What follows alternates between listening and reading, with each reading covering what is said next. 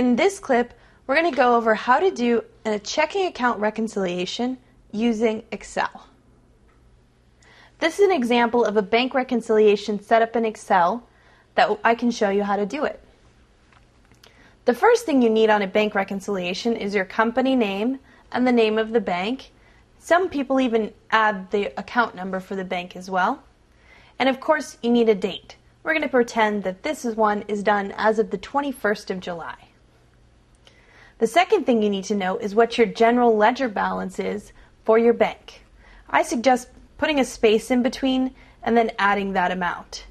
And next to it, putting the actual balance from your general ledger as of the date of July 21st.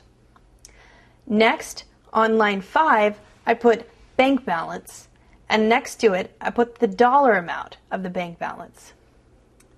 Then, we would list all of the outstanding checks that we currently have in our general ledger.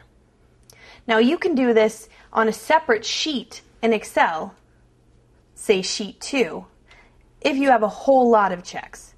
But in this example, we're going to pretend we have 4 outstanding checks.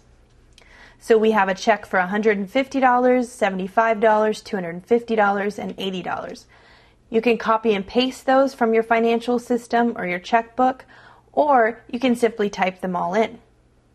Then we would have an area for any deposits and transits we have. And in this example, we have $100.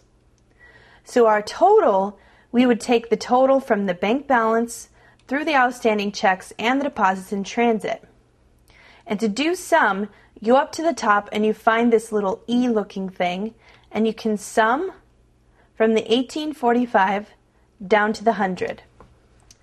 That tells us that if we subtract all the items out of the bank balance that we have outstanding and add in our deposits of transit, we actually have a total of $1,390. Now that's not actually correct because we haven't cleared the checks that have already cleared our bank. Therefore, we still have a difference. You can find out exactly what that difference is by using an equal sign or a plus sign. So we would do plus the general ledger, and on this I'm using the up keys, minus the total. As you can see, our difference is currently $155. So let's say we have a bank statement from the bank as of July 21st that tells us that check number 2 and check number 4 have cleared. Therefore, we would simply delete those items from our reconciliation.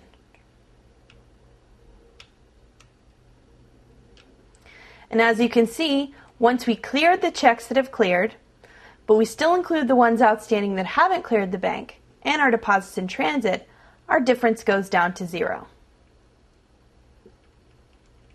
Now we know that we have no difference and we've completed our Excel checking account reconciliation.